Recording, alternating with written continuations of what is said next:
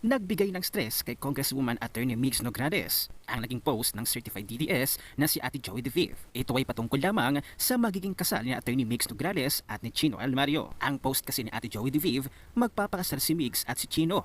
They deserve each other. Habay biglang nagalit si Attorney Migs Nograles. Ito ang reply ng Nograles. Excuse me, oops, kung bitter ka dahil pangit ang love life mo at hindi ka masaya sa buhay, I will pray for your peace and your soul. Masyado kang bitter te. Hanap ka kaya ng positive kesa puro ka negative. Thank you sa pakita mo sa mundo na wala kang respeto na tao and ikaw pa talaga ang nag-announce kahit hindi ka kasama and irrelevant ka sa buhay namin porket di ka pinapansin ng love life mo. Papansinin ka? Kalungkot naman girl. I will pray harder for you and that you find true love. Also thank you for saying we deserve each other. We do. Pinagdasal namin to find each other and we are each other's blessing from God. Ikaw, kaninong blessing ka? Ingat ka lang din. Kasi cyber libel is waving at you. Wag ako. Ay, may pananakot si Attorney Migs Nograles. Pero heto ang reply ni Ate Joey De Vive. Attorney Migs Nograles, ang dami mong presumption. Offended ka sa you deserve each other? Why? Work on your marriage. Ngayon, para di ka pag-isipan na magnanakaw, i-liquidate mo lahat ng MOOE mo sa Congress and make it available to public. Huwag mong bastusin ng taxpayer. Mananakot ka ng cyber libel? Bakit? Because you are really getting married? Girl, your relationship photos are everywhere for your information. Huwag ka dyan. By the way, do not misgender me. Ma'am po ako at hindi sir. Abay nag-reply pa si Migs Nograles. Ang sabi niya, ang dami mong alam. Lakas ng loob mong mag-post. Harap-harapan tayo girl ng magkaalaman. At nang nag-live na nga si Ate Joey De Vive. At sa kanyang live ay hinamon niya si Attorney Migs Nograles. Pero hindi naman umakyat. Duwag naman pala ang retokada. Attorney Migs Nograles threat to an ordinary citizen. It's funny how Migs Nograles, a lawyer and government official, is threatening an ordinary citizen with a lawsuit simply for posting about her marriage. This congresswoman seems to be using her power to intimidate and legally harass those who don't support her or even those people who post harmless opinions online. This is the kind of governance people can expect if they allow any of the Nograles family to hold power in Davao City or secure a seat in the House of Representatives. Grabe! Because they have the means and the resources, kahit harmless post, gawin nilang big deal para kasuhan nila. Attorney Migs, labas! Bilis, gusto mong bardagulan, ha? Pakitag si Attorney Migs sa pwede ka umakyat dito, Attorney Migs. Ba't ka nananakot ng private citizen, ha, Attorney Migs? Ba't ka nanakot ng private citizen, Attorney Migs? Anong wag ka? Anong wag ka?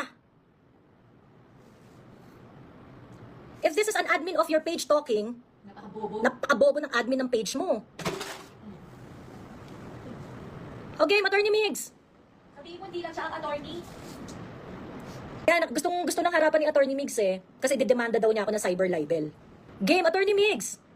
Game, Attorney Migs. So idedemanda mo ako for what? Idedemanda mo ako for what? You are part of the Congress. There were billions of pesos insertion in the national budget. Did you do anything to stop it? Sige nga. Anong ginawa mo para pigilan yung mga insertion? You are complicit. It's your duty to scrutinize the budget. But you allowed billions of pesos of insertions in there. Not prepared, not recommended by the, ayun na pala si Attorney Migs eh, o game. Game, Attorney Migs. Bakit ka nananakot ng private citizen? What did you do in Congress to stop all the insertions there? Bilis! Pucha, hina-hangover ako na. High blood ako eh. Game! You are in the position of power. Pagkatapos say, ay, wag ako. Talaga ba? Hindi kayo pwedeng usisain. O, ba't ka natatawa dyan? Attorney Migs, I'm going to send an invite. Wait mo. Teka, hindi to? Pwede lang umakyat dito. Are you scared? Are you scared, Attorney Migs? What did you do to stop the insertions in the national budget, Attorney Migs? Did you do anything? You are in the position of power. Game? Diyos me. Bilis, tapang-tapang mo sa comment section to, Attorney Migs eh. I'm just a private citizen. O tapos mananakot ka, cyber libel is waving at you. Bakla, August 20 pa lang, in-announce na ng wedding planner niyo yung kasal niyo. Tapos ikaw imi-misgender mo ako. Well, thank you for apologizing. At least inaccept mo. If this is your admin talking, palitan mo yung admin ng page mo, napakatanga. Makikipagbardago lang ka sa page ko, maghahamon ka ng harapan. Na, I want us to face off. And you can't do it. Tapos ngayon, tatawa-tawa ka sa comment section. Hindi mo papanindigan yung, takot ka sa harapan, hindi ako nagdidelete ng comment mo. O hindi mo pala kaya panindigan yung bardagulan sa comment section, Migs Nograles eh. Ang FESLAC puro retoke, OMG. At ano yung sinasabi ko na puro lies, Attorney Migs? Can you please tell me, when you said that everything I say ay puro lies, ano exactly yung part na yon na puro lies? Game! Migs Nograles, I'm calling you out! Kung matapang ka sa wall ko, dapat matapang ka rin sa harapan. Sabi mo, harapan eh, di ba? Ganito, nag-post ako, sabi ko si Chino at si Migs magpapakasal na. They deserve each other. So ngayon, itong si Migs, nag-comment doon sa post ko na yon. So parang sinusumbatan niya ako na ba't nauna pa raw akong nag-announce. Eh gaga ka ba? August 20 pa lang, yung wedding planner mo, in-announce na yung, fina-finalize yung details ng wedding nyo. Diyos me. So yung anak ko nanonood, Joey. Nakita ko. Pagkatapos, sabi niya, cyber libel is waving at me daw. So, ba't mo kayo sa cyber libel? Ba't mo ko tinatakot? Of course, I know you can formulate yung mga pesky lawsuits and whatsoever, but why are you going to do that? Bakit gagamitin mong pananakot siya sa isang ordinaryong citizen? Ano ka ba? Exposure lang yan. Gusto Diyos me, for a public official, naman na sa cyber libel, bakit mo kayo sa cyber libel? Mo? Ang kapal ng mukha mo. Tapos pag isa cyber libel mo ko, gagamitin mo pera ng bayan? O sa'yo, baka i-charge mo pa yan sa MOOE mo? Abwis. Imbes na nanakot kayo, galingan yung trabaho ninyo.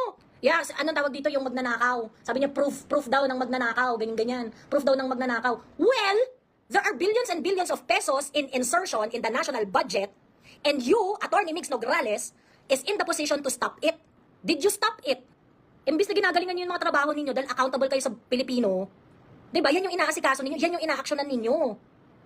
Ano ang masasabi ninyo mga kasweet sa inasal ni Congresswoman Attorney Migs Nograles sa kanyang pananakot sa isang ordinary citizen? Bawal na bang magbigay ng opinyon ang mga Pilipino? Kahit huwag nyo lang hintayin pang may maupong Nograles sa gobyerno dahil kita nyo naman nananakot na agad. Ano ang inyong opinyon? Huwag nang kalimutang i-share ang video na ito, mag-iwan ng comment at like.